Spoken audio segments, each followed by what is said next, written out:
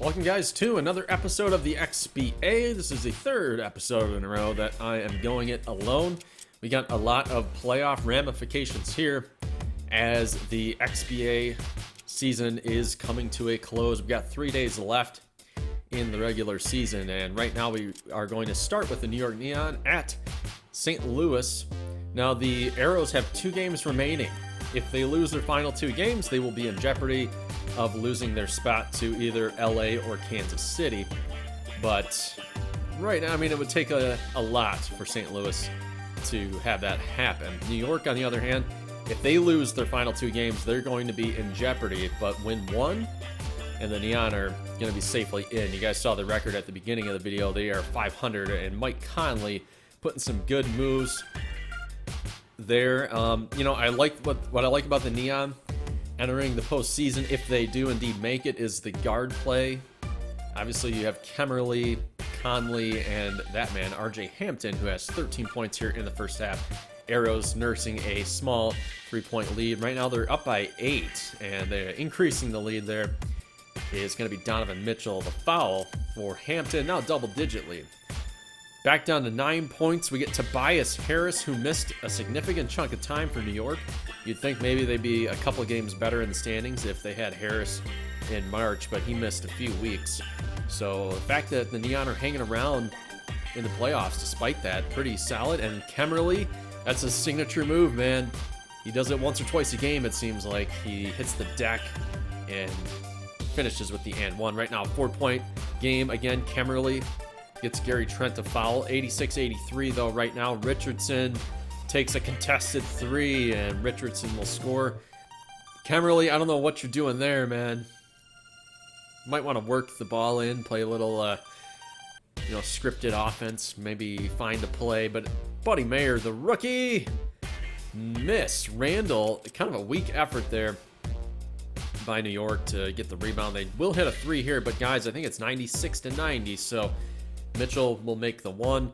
That'll be your ball game right there. So the Neon, with that loss, in jeopardy. They could have clinched a spot in the Eastern Conference playoffs, but right now it's still a little dicey. They're a game under 500, so still need a lot of things to go against them for them to miss, but I think they're going to be safe. Kemmerly led the way there with 29 points. Conley had 18, Hampton 15. They're going to close with a home game against the Honolulu Riptide. Going here, Baltimore and Columbus. We got Baltimore safely in the postseason. Baltimore had a really bad month of March. April's not going too much better, although they did. I mean, they picked up a couple of games, but they played Philly. Didn't do too hot there. Right now, not off to a good start against Columbus. Columbus right now still playing for seeding. They got a chance to get the number 2 seed if they finish strong. Up by 10 early. Rose will hit a 2, though, to make this one closer. You got a 9-point lead here. RJ Barrett's underneath. Looking for some defense there from LeVert. Not going to happen. Here's a 2-ball miss. Barrett with the rebound. Barrett's had a pretty active first half here for the Dogs. And then Isaiah Stewart, bit of a defensive specialist, but he makes a good play there. And Anthony to close. Can't get it. Out of bounds. Going to go to the Cannons. Let's see if they can get something there. No. 57-43. Colvin's looking confident, the starting point guard for, I mean, as a rookie with 12 points here. He's really stepped up. He's been a great selection for Columbus. And James Wiseman getting the half off to a good start here. Let's see if Klay Thompson finds Bledsoe. Back to Thompson with the layup. And good. Guys, we're going to go here. Under 3 minutes left. Baltimore not able to get this spread closer, but Bledsoe is going to get some elevation here. Trying to keep this game competitive. Barrett corralled the ball, but missed. So 103-92 here. Wide open. I thought Bledsoe was going to take it. Horford thinking about it. Thompson thinking about it. Let's see what Baltimore does here. Sets up a screen. Clay's got some room. He's going to pop up and hit that. Under double digits. We get a strip ball. Clay goes for it. Going the other way. Hero can't get it. There's a 3-ball for Bledsoe, and it just rims out. A A 3-ball miss for Columbus, so Columbus not able to put Baltimore away yet. But we got a minute and a half, so something's got to happen for the Cannons. Not a must-win game here for Baltimore, but it would really, really help as they currently occupy the 8th spot in the Eastern Conference. Weissman can't convert, though. 103-96. This is going to be a tight finish here for Baltimore. You know, the Cannons fans are going to be sweating this one out.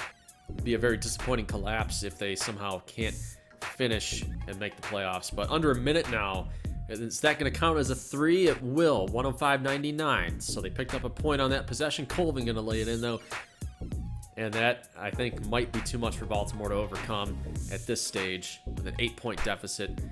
We get a miss there. Barrett with the rebound. And, guys, Columbus is going to win this one by 10. And not good for Baltimore. They needed some help big time. They got another game left to go. They're going to close out against New Orleans, who we'll see if New Orleans is alive after today's action. Klay Thompson led the scoring for the Cannons, but to no avail. Now, here's a team that can really capitalize on that loss. Wisconsin Bandits. They are holding in the 9th seed right now, tied with Chicago. If they can beat Seattle, they'll take sole possession of the 8th seed with 2 games left to go. But right now they are losing to a team in the Martians who have nothing to play for. However, they got a little bit younger with the trade sending Drummond to the Leopards. And in exchange, they got Talon Horton-Tucker and Jackson Hayes. So they are trying to retool things a little bit. You know, maybe try to find some more offense through the draft. You know, you get a guy like James Tashi, who's a distributing point guard. Jackson Hayes can provide a little bit of defense, but Horton-Tucker, they thought maybe could morph into a potent starting shooting guard for this team. So, Martians, I got my eye on them. They're an interesting team to watch next season. They made the playoffs the last 2 years. Gonna miss this year. But right now, Wisconsin going to take the lead into the half. Jalen Brunson playing pretty solid. Embiid with 10. Tashi has 12 points. So, scoring pretty good there for the second-year point guard. Porzingis, as the main factor for this Martians team, is going to put them in the lead right now. Seattle up by 5. Here is Wagner. Let's see if he can get inside. And he's going to find some space and score. Beats Mo Harkless inside. And then a careless turnover. That was Brunson just throwing it away. Brian Oubre. Let's see what he's got here. Hazania to Tyrese Maxey. So Seattle's pretty good at shooting guard. I think they'll be all right next year. I think the offense, I expect all 3 of those shooting guards to really contribute in a big way. So I'm interested in Seattle. Right now we are under 2 minutes. Seattle with a 6-point lead. Embiid. Got to figure this thing out. Boucher to Covington. A 3-ball. No good. Horton-Tucker with the rebound. Guys, if Wisconsin loses this one, it's going to keep Chicago in the mix, going to keep them hanging around, keeps Tampa Bay in the mix as well for those 7-8 seeds. 3-ball Horton-Tucker, no good. Embiid corrals it. Here's Rozier. 6-point deficit. Got to make this thing happen somehow. Let's see what he's got. Kind of holding on to the ball here. All right, 40 seconds inside. Embiid, he's got to look. He's got to look, and he can't put it in, and Jeremy Lamb gets the rebound. Embiid's going to hunt him down, and then Porzingis will end up going to the line here. This one might just do it if he can make the free throws, but he will miss the first. Half a minute left in this one. Porzingis gets the second. Bandits have to call a timeout. 86-79. Need a 3-ball. Jaylen Brown. Got it good. All right. 4 points. Hayes with the inbound to James Tashi. So Tashi can play spoiler here for Wisconsin. He's only going to make the 1. And Bandits need another 3. Is Rozier just going to chuck it? Gotta do something, man. Time is winding down. They're going to go for 2. Embiid, great defense. Jackson Hayes and Porzingis will get fouled. And guys, the Martians are going to get the upset here to stymie the Wisconsin Bandits. That win would have gone a long way in their chance of getting the 8th seed, as Chicago is the odd team out between Baltimore and Wisconsin. If they all tie, Chicago would be the odd team out. of the 8th seed and the playoffs. So this is going to help BC Chicago in a big way. Porzingis was big, 29. Tashi had a good effort as well. So guys, we see some scores here. The Detroit Power lose to Philly. See a couple more scores there. Trying to look for the relevant ones. The Neptunes do beat the Tempo. Stampede over Phoenix in overtime. That one was big. Chicago does remain alive with a double-digit win over Vancouver. So guys, looking ahead to the next day, the Sting lose to Montreal. So Tampa Bay now is eliminated from contention. Olympians hang on by a point as well. So we see the standings up here, guys. Alaska right now in the 7, tied with El Paso. Vegas a half game behind. Kansas City at 38 and 31. So guys, the Neptunes are out as it currently stands. Kansas City is alive. They would own a tiebreaker over Alaska, Vegas, and I believe El Paso or San Diego. So there's a lot of things that can happen for Kansas City to get in. Looking at the Eastern Conference, 1 through 5 is set. Atlanta clinched. New York and Detroit are still kind of in a variable situation. BC Chicago. Oh, okay, so Chicago, they're giving them the edge right now as the 8th seed. I was under the assumption Baltimore would be. So looking ahead at today's slate, we have Kansas City and Jacksonville. Kansas City, I'm pretty sure, can get in with a win. They need a little bit of help, but odds are one of those or two of those teams will lose in front of them. San Diego has not clinched yet either. New Orleans, Baltimore. A lot riding on this game for Baltimore. This is the final day of the regular season. New York can get in no matter what with some help. As long as Baltimore loses, I'm pretty sure New York will be safe. So we'll see if we have to show that game. Chicago takes on Carolina. Carolina already clinched, so Chicago needs that game. And then if it comes down to it, Wisconsin at Columbus. Wisconsin might be eliminated by this evening. Or Wisconsin may be eliminated by this evening. So we might show that game. We might not show that game. Depends on what happens. Guys, we are going to go here to Kansas City, Jacksonville. Now, how sick is it that Kansas City is one game better than Jacksonville in the standings?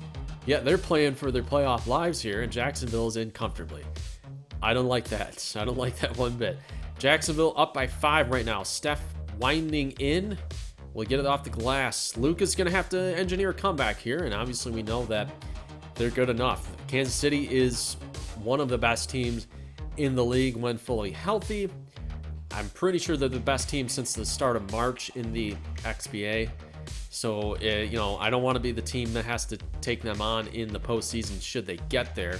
And right now, Morant's going to get an and 1 as Curry fouls him and sends him to the line. So we're nearing the half. Got a pretty tight game. A little back and forth action going on here. Steph Curry for 3. No good. And then you got Ike Anigbogu with that long reach. Inside to Josh Hart. So Luka, I can see why he gets a lot of those triple doubles. Scoring points.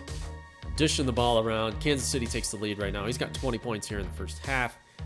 Alexander Walker guarded by Luka. He's going to chuck one and get it. Jacksonville takes the lead. Up by 1 here as the half is winding down. Morant's going to score, give KC the lead, and then Ike inside right before the end of the half, 53-50. Steph trying to get it a little bit closer, no good. Things looking good for Kansas City right now. This is about where they want it, 53-50.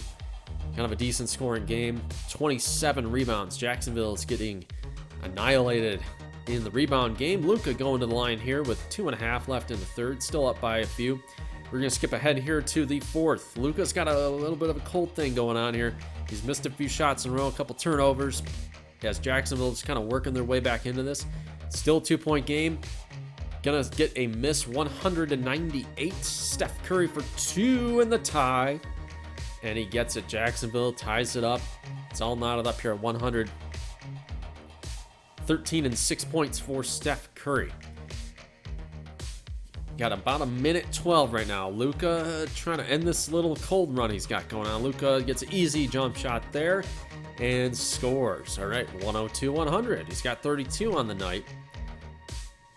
And, this is kind of high-stakes basketball here. Jacksonville's already clinched. but they can play spoiler and deny KC a bid. And this is big if you're a team like the Jacks or San Diego or Alaska. You're obviously cheering for Kansas City to lose, and I just picked from Luka and then goes straight to the holes. Alexander Walker, so 104, 102.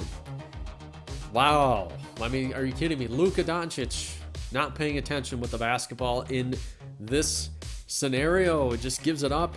Morant wants to tie it. He's going to find Luka inside. He's going to drive inside and tie it up. Here's Steph, a long two, and it'll roll around. 106, 104. Morant gets another easy look to tie this thing back up, guys. We got 16 seconds left. Jacksonville can play for the last shot. Let's see what we got here. Steph's holding on to it. I think you want Steph Curry to take this one, guys. 8 seconds. Steph going inside. No, he's got an open look. Going to Giles. Time is winding. Giles hits it, and Kansas City is distraught. Kansas City is eliminated with that shot. Harry Giles III is the guy that sticks the dagger in KC. And guys, we were hyping this run up by Kansas City for the last couple weeks here. We said that this team was gonna bulldoze their way back into the postseason after falling way behind in the first half with the Morant injury, and trying to work it out at point guard with Jordan Bone and Sergio Llull. But that ultimately is what cost him, because it looks like they're gonna miss the playoffs by a single game. So tough loss there. Western Conference field is now decided. We know the 8 teams that are in. So if you are a fan of the Cyclones, if you're a fan of Alaska, if you're a fan of the Jacks, it is official right now that you guys are in. All right, now the Eastern Conference still yet to be decided. It's the bottom of the Eastern Conference playoff field that we don't know yet. Tampa Bay was knocked out with the loss to Montreal. And right now, Detroit has something riding on this game. I believe Detroit needs Baltimore to lose to clinch.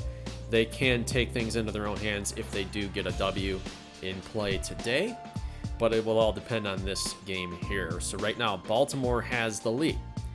We have Wisconsin and Chicago right now. Chicago currently has the 8th seed, so they will... It's just complicated, guys. Let's have this thing play out here. Baltimore's lead is closing down, though. Baltimore will get in if they get a W.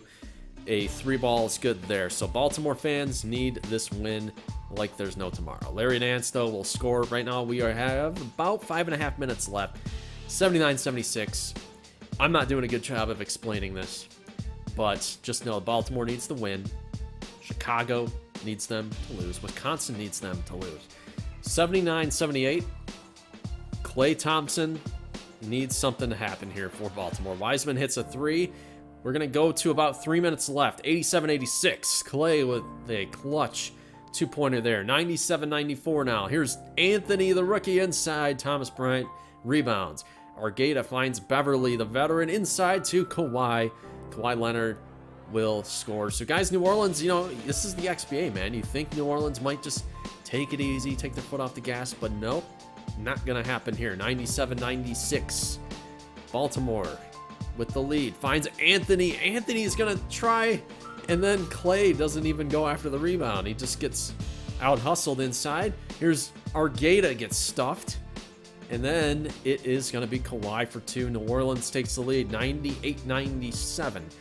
Anthony to Bledsoe. So this is just going to be an epic collapse, guys, if Baltimore can't finish. They were comfortably in the playoffs at the beginning of March, but a really cold month of March has continued in the first couple weeks of April, and they're just not getting it done. Kawhi gets an easy 2 right now, 197. Baltimore going to hold on to the timeout right now. 48 seconds left. They need a 3-ball in a big way. I think this is where you dial up Klay Thompson, would you not? Klay Thompson for 3, anybody? Screen doesn't really work. Yeah, 10 seconds left on the shot clock. Anthony to Bledsoe. Bledsoe is going to fire it up. No good. Bryant with the rebound. Wow, so they are just going to play this one out. No foul. Beverly gets swatted away. Great defense. That was James Wiseman. Here is Bledsoe inside for 2. And he will score. Get this thing within a point. Now I think you're going to start fouling. Okay. Argata's going to get fouled there. And fouled again. This time it's going to be Klay Thompson. So Argata can put them back up by 3. He's going to miss the first. A lot of missed free throws. He's going to miss again. Juan. I know this game doesn't mean anything, but this is going to be a big shot here. Bledsoe's just going to take the 3 in the season. The season's going to slip away for Baltimore here, guys, by a point. This is just not a good finish for the Cannons. I really thought it's a very veteran team when you talk about Bledsoe, Horford, and Klay. I really thought the Cannons had it in them to lock up that 8th or 7th seed, but a loss here is going to eliminate the Cannons. So yeah, that was just not great.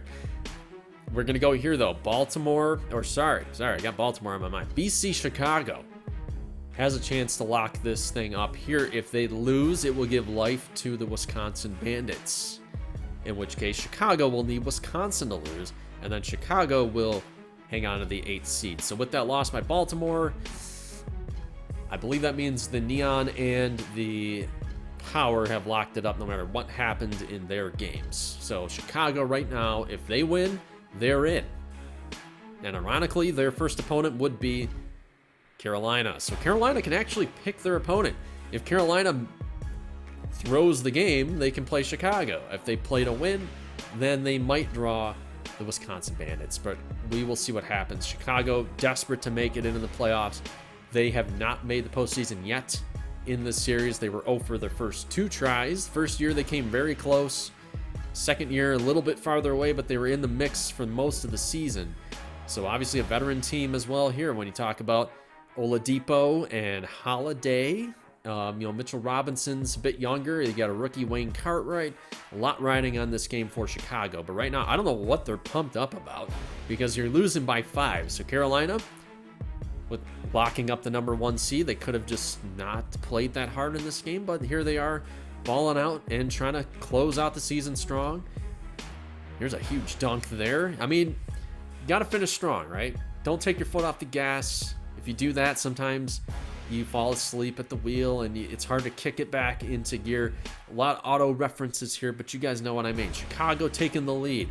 Here is Devontae Graham extending the lead right now. 101-98. A vicious dunk by LeBron to get it back. 101-100. And Graham, what are you doing? Had an easy look there. Might have been a little bit difficult, but he's going to throw the ball away. Cole Anthony with a miss. DeAndre Jordan puts the Fly Guys back up, so Bandits fans are sitting on the edge of their seats. But a 2-pointer there goes for Oladipo. 103-102. Nice little alley-oop, and that's going to be DeAndre Jordan. Here's a forced 3-ball. Oladipo will miss. Rebounded. We are under a minute left. Chicago needs this, guys. Here is LeBron. He's swatted away by Mitchell Robinson. So this will be a fun preview if indeed Chicago somehow manages to sneak in here. But right now it's not looking great. They're losing as Shamet gets the lay-in. 106-103. Devontae Graham with a good look. And Graham will score it. 106-106. Guys, 20 seconds. Another easy look, but LeBron is denied by Mitchell Robinson. And Chicago could have called timeout, but they're just going to let this thing play. And Oladipo with a huge dunk. Guys, under 13 seconds. Carolina's going to need a last-second shot here to tie. We got 7 seconds left. Cole Anthony, and the Red Sea parted for Cole Anthony with an easy look. Now Chicago calls timeout. They are going to play for the final shot here. It's going to be Wayne Cartwright for the win in the playoffs. No, guys, this thing is going to overtime. So we have a lot of drama going on here for Wisconsin and Chicago fanboys. Right now, Chicago looking good here to start OT. It's going to be 114-110. Benji Adams will score it, keep it within 2. Under 2 minutes left in overtime. Oladipo for 3 is going to push it in. Well, nice little shot there. 107-112. A forced shot. And guys, they are actually going to call traveling. Traveling call against LeBron James's team. You don't see that every day. But Jordan with the rebound. Chicago up by 5, still well within this thing for the Fly Guys. LeBron misses the lay-in. He doesn't clutch up there.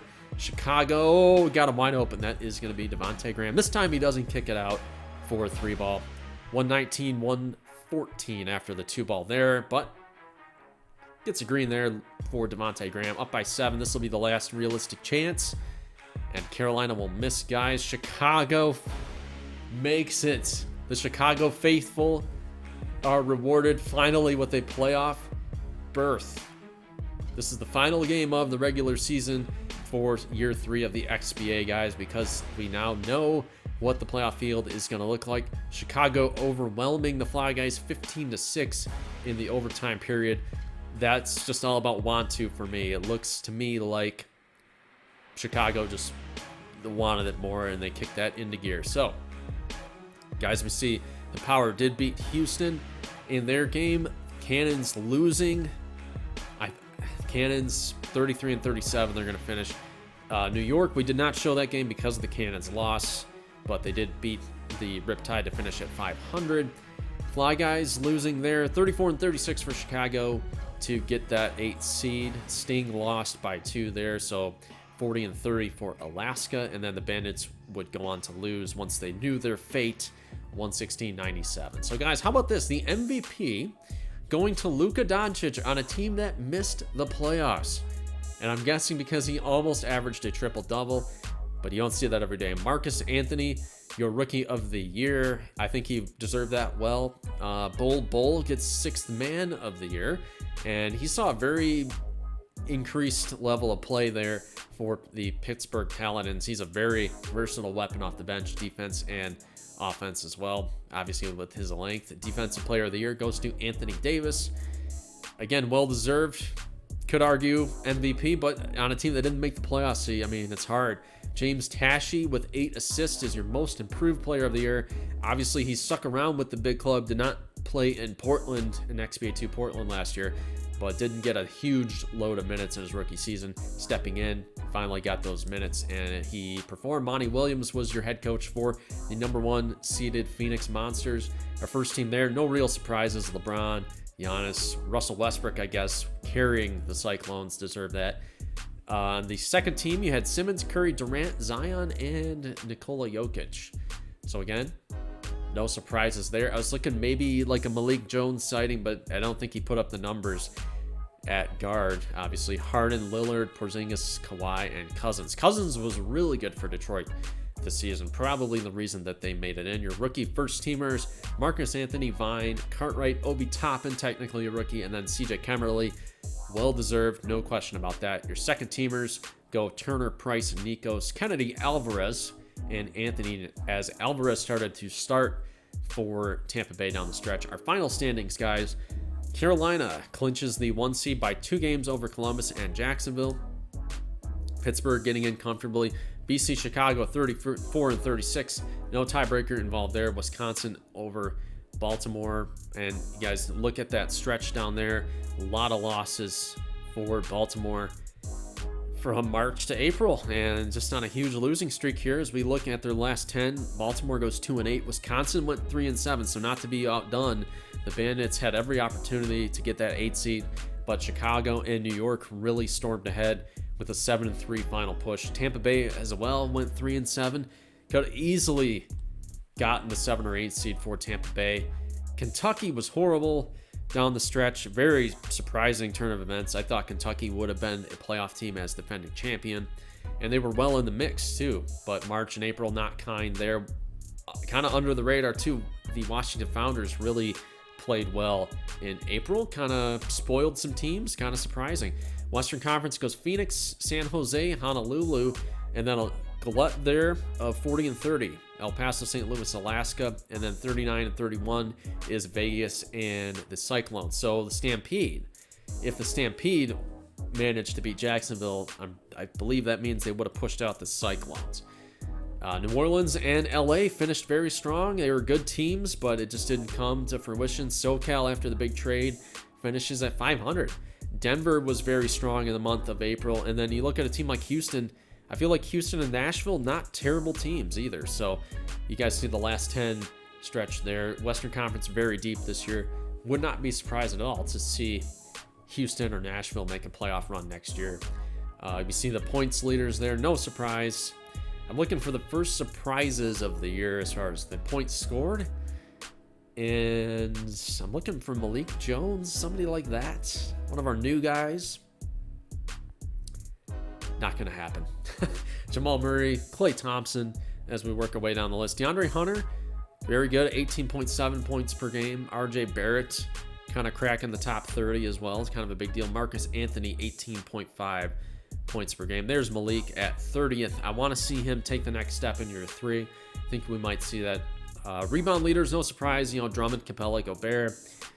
No surprises there. James Wiseman cracked the top 10 this year. Collins was 10th in boards per game. And Luka led in assists per game, but then a couple of creative players here, Alejandro Sanchez and James Tashi, cracked the top 5.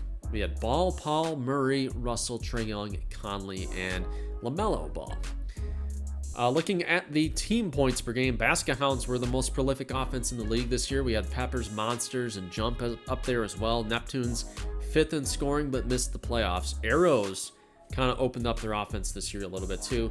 The worst offenses in the league belong to Boston, New York, Baltimore, Washington, Denver, and Philly, and Alaska. Obviously, Denver, Philly, and Alaska like to play defense. We see are the best defenses in the league. Cyborgs, Chill, Riptide, Paladins, Cannons up there as well. And the worst defenses in the league. This year it was not Washington or New York. The Night Owls were the worst defense in the league. Columbus down there. So it will be interesting to see if Columbus, if they can win the championship with that type of defense. And we see the rookie report, guys. Kemmerly was 3rd in points per game. Cardoso cracked the top 10. Colvin finishing at 10th in points per game. Lubell and Oubre making an appearance there. DJ Anthony, good season, 7.5 and 4. I think he'll definitely see a minutes upgrade. Buddy Mayer played pretty good. Gregory was fine. He had Stoudemire, Orlando champion.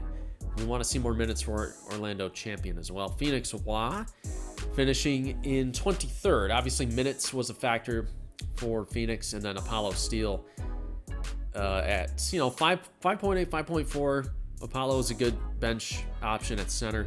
Chizoba also pitched in as the backup center, so not bad there. Desunmu, technically a rookie as well. RJ Jacobith at 4.4.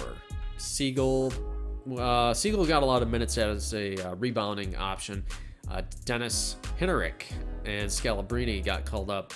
Actually, Hinnerich started the season with Nashville, but Antonio Miles was pretty good as well. Miles did get some minutes there later in the year. Bazemore was called up. Mikhail Probenzensky pitched in for Philly. DeAndre Jones, not a huge factor for Kansas City. I expect him to kind of pick it up next year, along with Will Carr, Jacoby Bruce, and McCole Gentry. I'd see all of those guys getting a big increase in minutes down the stretch. So guys, here is the playoff field. Now that we have all of that housekeeping taken care of, we get Phoenix, San Diego, St. Louis, El Paso in the 4-5. Honolulu plays Alaska just like they started the season, and then San Jose plays Las Vegas. Carolina, Chicago, Pittsburgh, Atlanta, Jacksonville, New York, and Columbus, Detroit. So guys, let me know who you guys are looking at here. From the looks of it, I can't really pick a team that I think is really built to go all the way, because I could rattle off 10 or 12 teams that I could see winning the XBA championship, and the only ones I would probably write off, I don't think San Diego is quite good enough, and the same for Chicago and Detroit. But other than that, I really think New York, Neon, and Atlanta I say would be a long shot. But other than that, I do think everybody's got a chance at this thing. A team like Las Vegas Jacks, I don't think there's much separation between them and San Jose.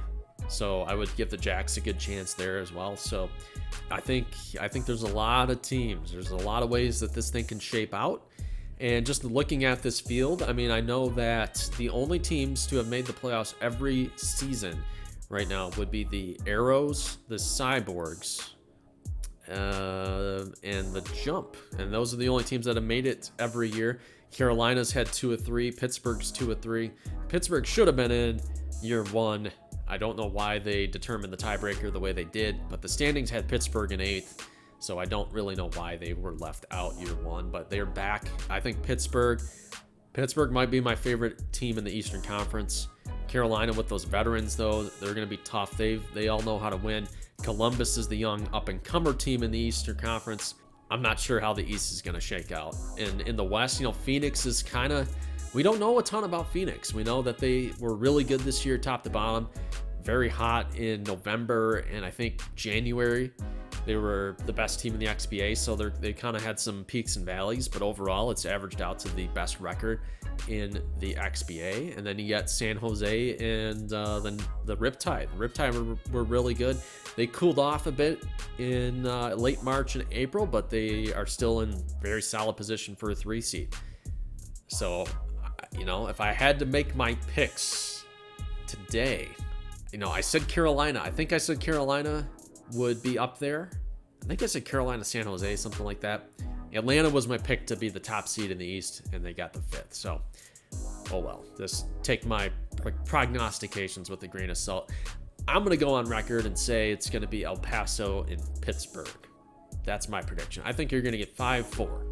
How about that? My deep sleeper, I'm going to take the Jacks. Jacks are my deep sleeper. Obviously, don't know how this is going to shake out, though. So, guys, we're going to have the contest ready for you. Contest will be either in the live chat or in the description or pinned comment if we get to pinning the comments. So, guys, we'll definitely be playing for prospects, and it'll be fun. Fun to get this thing going.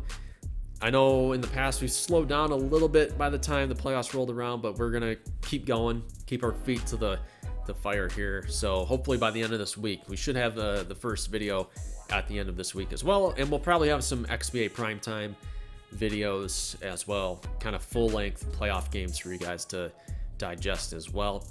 It'll save me from editing, cramming more footage into one video, because guys, we got to do 16 games in the first video.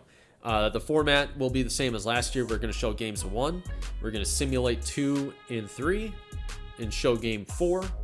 If game 5 is an elimination game, we will show that, but if game 5 is not an elimination game, we will simulate that game. And then after that, obviously game 6 and 7 will be elimination games, and we will obviously show that in the part 2 of the first round. So guys, we should wrap up the first round in 2 videos. First one's going to be long. Like I said, we got 16 games to pack in there.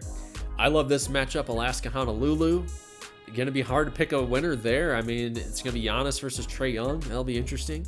And then Apollo St. Patrick making his playoff debut. He faltered down the stretch last year, but now that he's in it, I think they could do some damage against the Cyborgs. It'd be a good pick for an upset. If you guys are feeling an upset, I think 7/2 would be good. And in the past 2 years, we've had the 1 seed has gone down twice. 1 seeded, I believe Montreal lost to New York in year 1. Year 2 was Kansas City losing to Houston. So we've had the last 2 years, the 1-8 seed has gone over the 1 seed. So I'm interested to see if that'll happen again. It's going to be up to Chicago and San Diego to get that done. Detroit, there's a well-documented problem with the Detroit Power. They don't play very well in broadcast games. They sim okay. They sim normally how you would expect them to, but when we show the game, they tend to lose. So I don't know if they're going to be a threat to Columbus here, but anything can happen, guys. It's the XBA. So hopefully Gold will be back for the playoff video, and we'll sign out here. Obviously, like I said, you got the contest down there. So guys, make your picks. Let me know in the comments who you guys like, and peace out.